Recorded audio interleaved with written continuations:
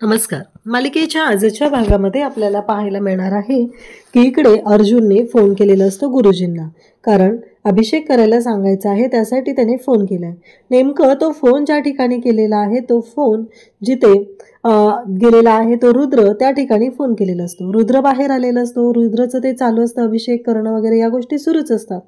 मग रुद्र बाहेर येतो आणि त्याच वेळी इकडे अर्जुन बोलत असतो की मी अर्जुन सुभेदार बोलतोय. अन्नपूर्णा सुभेदार यांनी सांगितलेलं आहे अभिषेक करायला, पण त्या गुरुजींना मात्र ते नीटसं ऐकायलाच येत नसतं.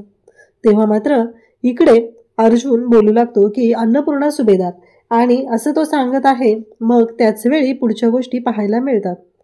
तर जेव्हा अर्जुन त्यांना सांगतो की अभिषेक करण्यासाठी फोन केलेला आहे आणि काय करायचं आहे हे सगळं सांगितलं जातं.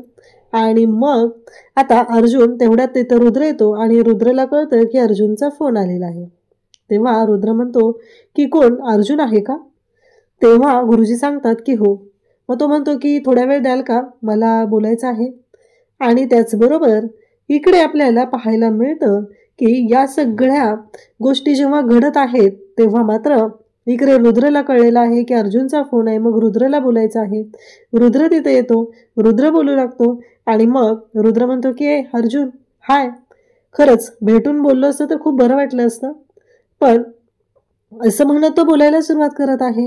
आणि त्याच वेळी इकडे आपल्याला पाहायला मिळतं ते म्हणजे अर्जुन म्हणत असतो की अरे रुद्र कसं आहेस तू, तर तू इकडे कसं काय? तेव्हा तो सांगू लागतो की कसं आहे माहिती आहे का, माझे काका आहेत ना, म्हणजे माझ्या आत्याचे मिस्टर, त्यांच्यासाठी मी इथे व्रत करायला आलेलो आहे, पूजा करायला आलेलो आहे. तेव्हा मात्र हे सगळं जेव्हा घडत असतं तेव्हा मात्र रुद्रला खूप छान वाटतं. कितीतरी दिवसानंतर हे सगळं जेव्हा घडत आहे तेव्हा रुद्र म्हणत असतो की बरं वाटलं रे बोलून, नेक्स्ट टाइम आपण भेटून बोलूया. अर्जुन म्हणतो की तू परत आला की मला सांग, नक्की मी तुम्हाला भेटायला येईल. हे सगळं जेव्हा घडत आहे तेव्हा रुद्रसुद्धा खुश आहे, त्यालाही बरं वाटलेलं आहे. आणि त्याच वेळी इकडे आता अर्जुन त्याला सांगत आहे की सायली मला सांगत होती, पण तू काळजी करू नको, नेहमी सगळ्या गोष्टी ज्या असतात त्या खूप छान होत असतात. चांगल्या माणसांच्या बाबतीत नेहमी चांगलंच होतं. तुझी पूजा फळाला येणार आहे आणि तुझ्या काकांना नक्की बरं वाटणार आहे. इकडे बिचारे रुद्रचे काका बरेही झालेले आहेत, ठणठणीत बरे झालेत, कोमातून बाहेर आलेत. परंतु इकडे रुद्रला कोणी सांगितलंही नाही, तो पूजा करतच बसलेला आहे. इकडे मग रुद्र त्या गुरुजींना फोन देतो, कारण रुद्रची आता जेव्हा घडत आहे तेव्हा मात्र रुद्रचे त्यांच्याशी बोलणं झालेलं आहे. इकडे आपल्याला पाहायला मिळतं ते म्हणजेच की रुद्र विचार करत असतो. त्याचवेळी सगुणाची तब्येत बिघडलेली आहे, म्हणून सगुणाला तिथे डॉक्टर आलेले आहेत, तो म्हणजे डॉक्टर अश्विन सुभेदार तिथं पोहोचलेला असतो. श्री त्याला घेऊन आलेला असतो. आणि तेव्हा मात्र श्री म्हणत असतो की हे बघ, तेव्हा तो म्हणत सगुणा मावशी, म्हणजे मला काय विचारायचं आहे माहिती आहे का, काही प्रॉब्लेम आहे का, म्हणजे काही स्ट्रेस वगैरे? तेव्हा लगेच बोलायला सुरुवात करतो तो म्हणजे श्री. कसं आहे माहिती आहे का, माझी आई चांगलं जरी बोलायचं झालं ना तरी ओरडूनच बोलत असते, रागातच बोलत असते. त्यामुळे स्ट्रेसचं अजिबात टेन्शन घ्यायची गरज नाही, कारण तिच्याकडे तो भरभरून आहे, असं श्री सांगतो. तेव्हा मात्र सगुणा म्हणते तुला मध्ये बोलायला सांगितलं होतं का? म्हणजे सगळ्यांच्या लक्षात येतं की सगुणाचा स्वभाव कसा आहे. त्याचवेळी तिथे आता प्रताप आलेला असतो आणि प्रताप म्हणतो की यायचं का सगुणा वहिनी? असं म्हटल्याबरोबर प्रतापला ती म्हणते की या ना भाऊजी, कारण कल्पनाची मैत्रीण सगुणा आहे. म्हणजे कल्पना ही वासंती आणि सगुणा या दोघींची मैत्रीण आहे. मग काय झालं, तुमची तब्येत ठीक नाही आहे का, हे विचारलं जातं. आणि तेव्हा मात्र सगुणा सांगत असते की हो. मग अश्विन सांगत असतो की खूप स्ट्रेस घेतलेला आहे ना, त्याच्यामुळे हे सगळं आहे. तेव्हा तिथे लगेचच अश्विन म्हणत असतो की मनातल्या गोष्टी बोलून हे मिटवायच्या, बोलायचं, मन मोकळं करायचं, तुम्ही असं काय करताय, असं अश्विन सांगू लागतो. परंतु इकडे आपल्या चांगल्या मैत्रिणीबरोबर बोला. हे सगळं जेव्हा घडत आहे तेव्हा मात्र इकडे आता जेव्हा प्रताप बोलत आहे, अहो जीवा भावाची बहीण आहे, मैत्रीण आहे, मग तिच्याशी बोलायचं ना, जवळच तर आहे ती. आता मात्र अश्विनला कळलेलं नसतं, पण सगुणाला बरोबर कळलेलं असतं काय झालेलं आहे ते. अश्विन म्हणत असतो की नक्की काय झालंय? सगुणा म्हणत असते नाव घ्यायचं नाही तिचं, बाद झालं. तेव्हा प्रताप म्हणतो की अहो सोडून द्या ना वहिनी, किती दिवस धरून बसणार आहात? तेव्हा ती म्हणते जोपर्यंत ती त्या घरात आहे ना तोपर्यंत मी धरूनच बसणार आहे. मी नाही सोडू शकत त्या बाईचं, असं सगुणा स्पष्टपणे सांगते. आता मात्र प्रताप तिला समजवत असतो, पण सगुणाचं टेन्शन वाढतच चाललेलं असतं. तेव्हा श्री सुद्धा म्हणतो की आम्ही पण किती वेळा सांगितले काका, पण हे ऐकायलाच तयार नाहीये. हिचं प्रत्येक वेळेस असंच असतं, हिला हिचंच म्हणणं खरं करायचं आहे, असं श्री स्पष्टपणे सांगून मोकळा होतो. श्रीला कुठं माहिती आता जर हे त्याच्या आईला कळलं तर आई किती भडकेल ते. श्री मात्र इकडे सांगत असतो की अहो काका, खूप वेळा तिला सांगितलं, मावशी चांगली हो. तेव्हा ती म्हणते की हो बरोबर आहे, नाही माहिती काय झालेलं आहे ते, कारण नागेश्वर साहेब आहेत असं प्रताप सांगितल्याबरोबर ती म्हणते की त्यानंच तर सगळं केलेलं आहे. अश्विन म्हणतो की डॅड, मावशीला आता टेन्शन नका देऊ, आत्ता तिला स्ट्रेस आहे, उगीच तो विषय नको.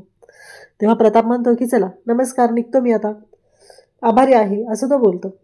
आणि इकडे सगुणा तर स्पष्ट बोललेले असते की माझ्या मैत्रिणीचा नवरा तुम्ही आहात म्हणून मी एवढं ऐकून घेतलेलं आहे, नाहीतर मी अजिबात ऐकून घेत नसते. जेवायला थांबा म्हटल्यावर प्रताप म्हणतो की नाही मला जावं लागेल, आणखी 2-3 मीटिंग आहेत. आणि इकडे अश्विनही सांगू लागतो की नाही मला कॅम्पमध्ये पुन्हा जायचं आहे. आता दत्ताने कपाट उघडलेलं असतं आणि कपाटात 22 वर्षापूर्वी जी गोष्ट त्याने ठेवलेली आहे ती म्हणजेच गिरिजाच्या हातात असलेलं घुंगरू. जे सोन्याचं घुंगरू त्याला तिथं गिरिजाच्या हातामध्ये मिळालेलं असतं आणि ते घुंगरू त्याने जपून ठेवलेलं असतं. तेव्हा तो म्हणत असतो की 22 वर्षापूर्वीची ही गोष्ट आहे गिरिजा, त्यावेळेस तुझ्यासोबत ही गोष्ट होती, तेव्हापासून मी जपून ठेवलेली आहे. आता मात्र प्रश्न उभा राहिलेला असतो, तो म्हणजे नक्की काय आहे या सगळ्या गोष्टींचा. त्याच वेळी इकडे पाहायला मिळतं की जेव्हा या सगळ्या गोष्टी घडत असतात तेव्हा मात्र इकडे आता गिरिजा तिथं आलेली असते आणि ती म्हणते काय झालं बाबा. तेव्हा तो म्हणतो की नाही ग काही नाही. मग ती म्हणतो की मला ना तुझ्याबरोबर घेऊन चल ना, मला ना तुझ्याबरोबर यायचं आहे, वाड्यावर घेऊन चल, माझं एक काम आहे, मला त्या प्रभासला भेटायचं आहे. गिरिजा म्हणते पण कशाला उगीच. मग इकडे तो म्हणतो की तो बरा आहे ना, त्याला घरी आणलंय ना. गिरिजा सांगत असते की हो घरी आणलेलं आहे, आपण जाऊया, पण तिथे गेल्यावर काही गोंधळ व्हायला नको हा बाबा, मागच्या वेळेस काय झालं होतं माहिती आहे ना तुम्हाला. तेव्हा प्रभासला भेटून तुम्ही या.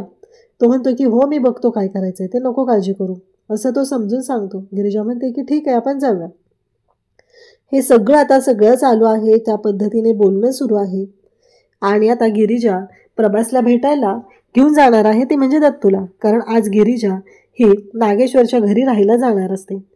म्हणून दत्तू भाऊक झालाय, त्याचबरोबर मोनूसुद्धा भाऊक झालाय की गिरिजाने तिकडे जाऊ नये असं त्यांचं म्हणणं असतं. त्यासोबतच इकडे पाहायला मिळतं की जेव्हा या सगळ्या गोष्टी घडत असतात तेव्हा मात्र दत्तूला घेऊन आता गिरिजा जाणार असते, परंतु तिच्या डोळ्यासमोर मागच्या वेळेचा तो प्रसंग असतो ज्याच्यामुळं हे सगळं घडलेलं आहे. माझ्या बाबांची जी अवस्था झालेली होती या सगळ्याला कोण जबाबदार आहे हे सगळं तिला आठवत असतं. त्यानंतर इकडे पाहायला मिळतं की आता गुलाब तिथे बसलेला असतो आणि तिथे आलेला असतो तो म्हणजे रुद्र. त्याचवेळी गुरुजी तिथं असतात. गुरुजी सांगू लागतात की का फक्त या मुलामुळे तुमचा जीव वाचला बरं का, कारण याने खूप काळजी घेतली तुमची, असं गुरुजी सांगत आहेत. आता मात्र रुद्र त्यांची काळजी घेतोय हे पाहून खरं तर गुलाबला धक्का बसलेला असतो. तो म्हणतो की ज्याच्या जीवावर मी उठलेलो होतो त्यानेच माझा जीव वाचवलेला आहे. रुद्र तिथून जातो, पुन्हा माघारी येतो. इकडे गुलाब मात्र विचार करत असतो. रुद्र परत आलेला असतो. रुद्र त्यांना म्हणतो की काय झालं, हा चाकू तुमचाच आहे ना, तुम्ही हा घेऊन फिरत होता ना. हे म्हटल्याबरोबर रुद्र त्यांच्या हातात तो चाकू आणून देतो आणि त्यावेळेस त्यांना सांगू लागतो की हे घ्या, हा ते नारळ सोलायचा होता ना, त्यासाठी मी हा चाकू घेतलेला होता. हे कारण सांगितल्यावर रुद्रला हे कारण काही अजिबात पटत नसतं. रुद्रचं असं म्हणणं असतं की चाकूने आणि नारळ सोलला जातोय, नाही मला ही गोष्ट पटत नाही आहे, पण ठीक आहे. पण मला सांगा अंगद कोण आहे, काल तुम्ही झोपेत बोलत होता ना, मग अंगद कोण आहे. तेव्हा तो शांतच राहतो. नाही तुम्ही नाग वगैरे काही म्हणत होता ना म्हणून विचारतोय, या सगळ्याचा काय अर्थ आहे, मला सांगा एकदा तुम्ही काय प्रॉब्लेम आहे ते, असं तो सांगू लागतो.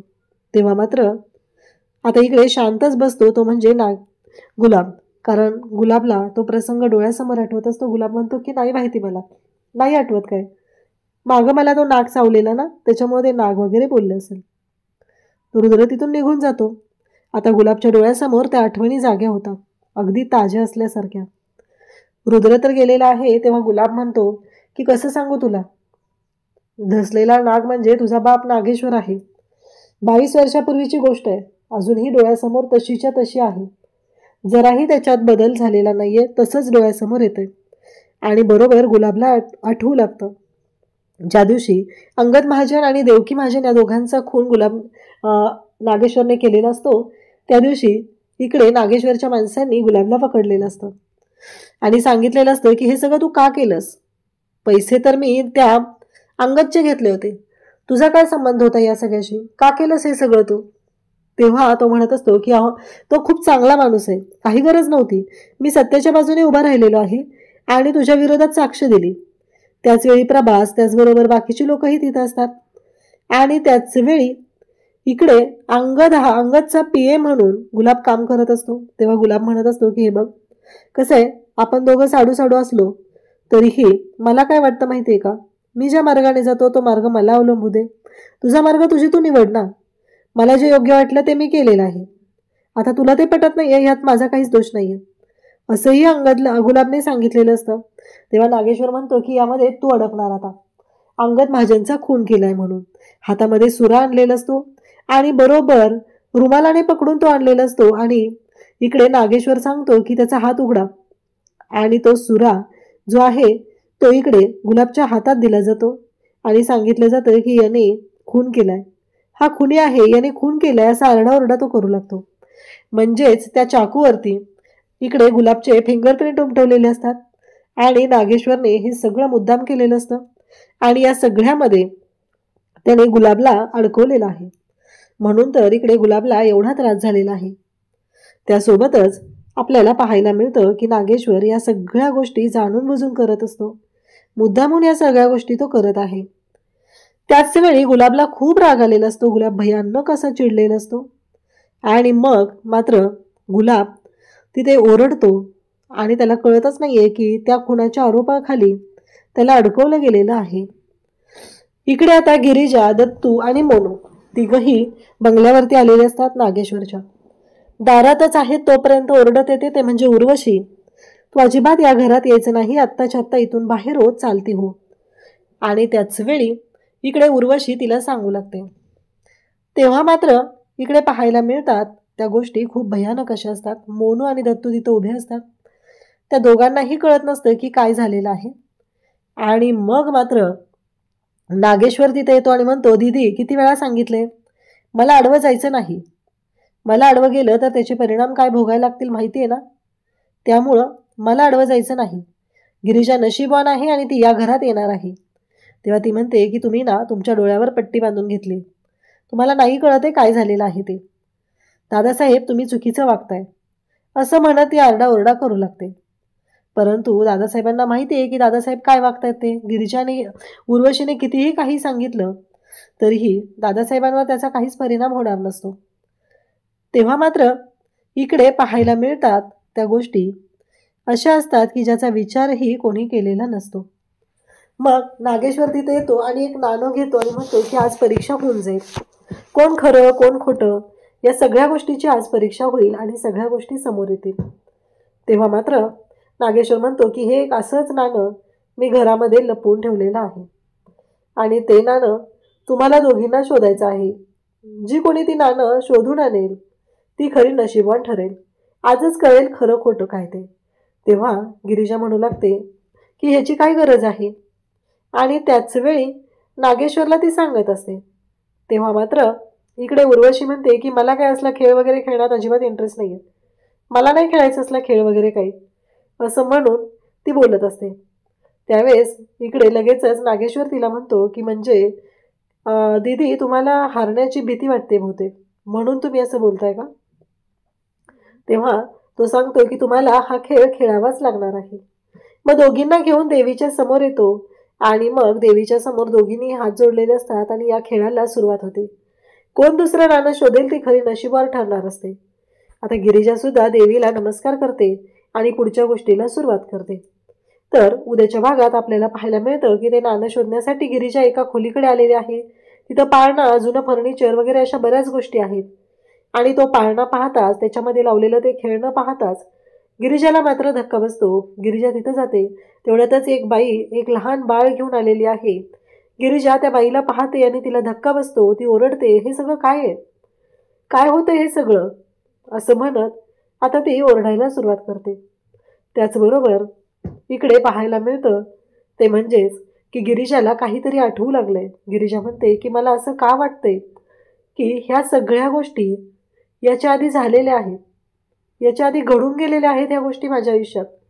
हा प्रश्न तिला पडलेला असतो. तेवढ्यातच प्रभासच्या रूममध्ये दत्ता गेलेला असतो.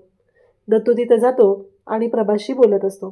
तो प्रभासला म्हणत असतो की मला ना एक गोष्ट सांगायची आहे. 22 वर्षापूर्वी प्रभास तुझी मुलगी माझ्याकडे दिलेली होती, ती गिरिजाच आहे असं प्रभासला तो सांगतो. आणि नेमकं पाठमागून उर्वशी आलेली आहे आणि उर्वशीने आता त्या गोष्टी ऐकलेल्या आहेत. तिलाही धक्का बसलेला आहे. आता प्रभासला तर हे सत्य त्याने सांगितलं आणि प्रभासला कळलेलंही आहे. प्रभास मात्र धाडकन उठून बसलाय आणि शेवटी प्रभास म्हणतो की या घराची वारसदार आलेली आहे. म्हणजे या घराची वारसदार ही गिरिजा आहे. ते घर, ती प्रॉपर्टी, ते सगळं गिरिजाच्या आईबाबांचं आहे आणि या नागेश्वरने त्यांच्यापासून लुबाडले. अशाच अपडेटसाठी चॅनलशी कनेक्ट राहा. थँक्यू.